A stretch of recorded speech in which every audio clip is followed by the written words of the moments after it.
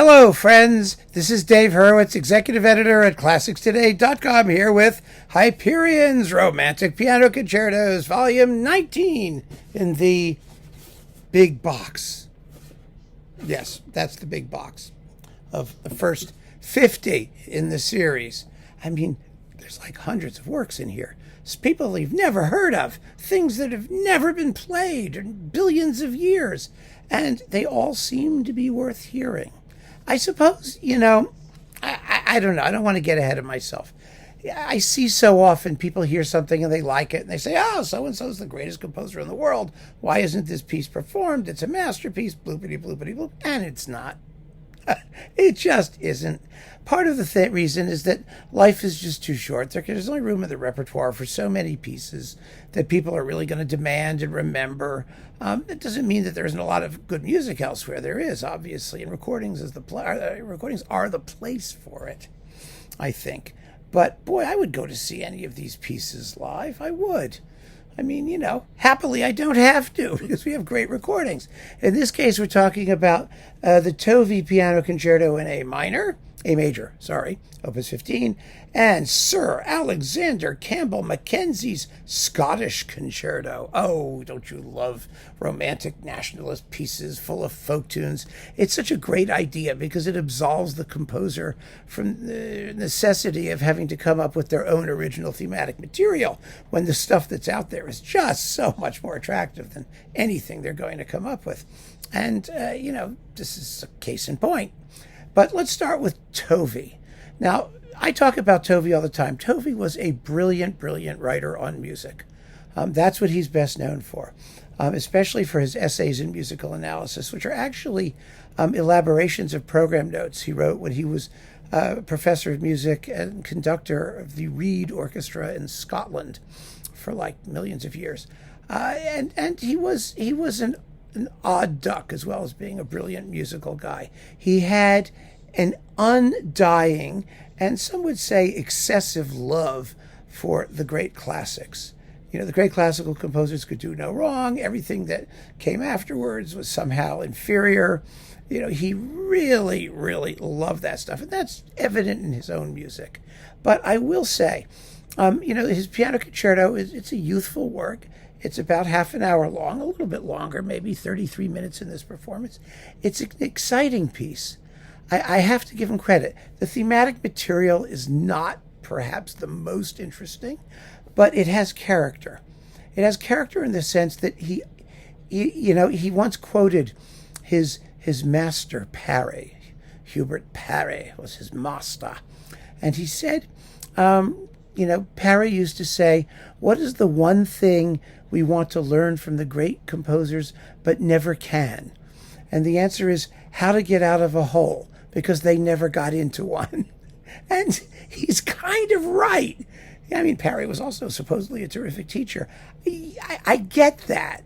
In a sense, it's true, but Tovey learned by negative example, by seeing zillions of less interesting works that compared unfavorably to the classics, the great classics.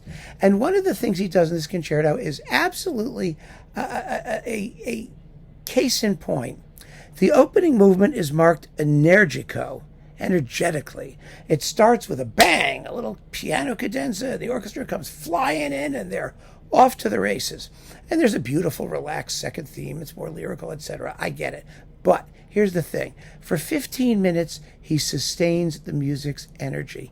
He had been through and analyzed countless romantic concertos that always begin allegro maestoso. We've talked about a lot of them in this series. Majestically, a solemn procession, a gradual unfolding, and they're just boring as crap. I mean, the composers do not know how to use sonata form dramatically, do not know how to keep up the momentum, are seemingly unaware of dead spots.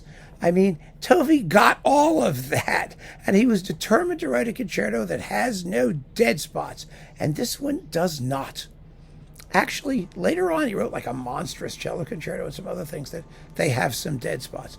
But this particular piece is full of youthful fire, and he keeps the first movement going for 15 minutes, and that is some achievement.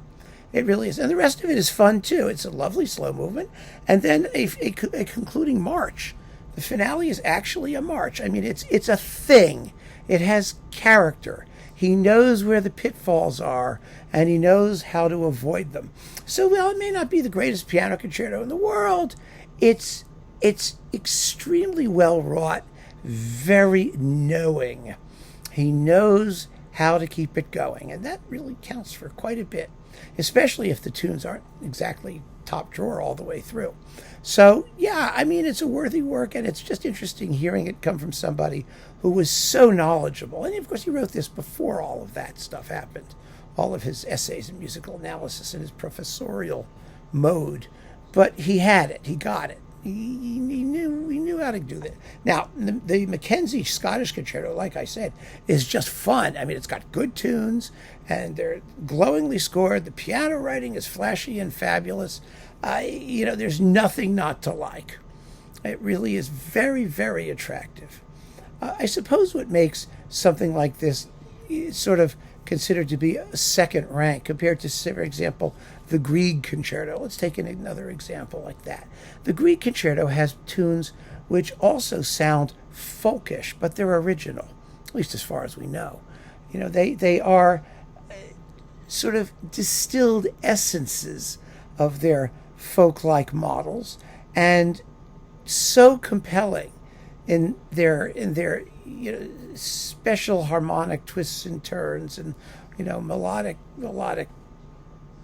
angles that we love that work as an original work of genius.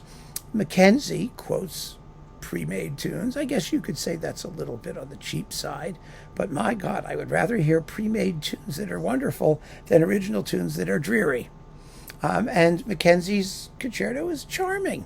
It's delightful. It's fun to listen to. Again, it would grace any concert program. I've said this about so many of these, but we're not going to hear them. I mean, in for major orchestras, but Hyperion got major performers to do these pieces. Stephen Osborne is the pianist here. He's a fabulous pianist. We all know that.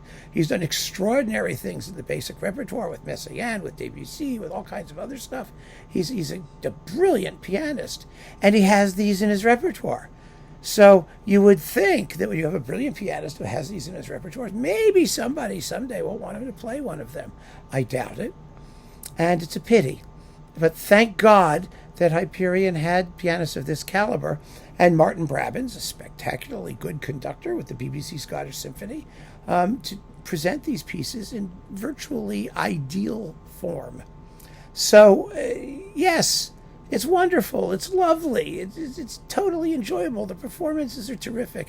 And it really does sort of go to remind us how much wonderful music there is out there, which does not get heard and is waiting to be exploited. And, you never know. Maybe some century, or it may be too late for all of that. Who knows?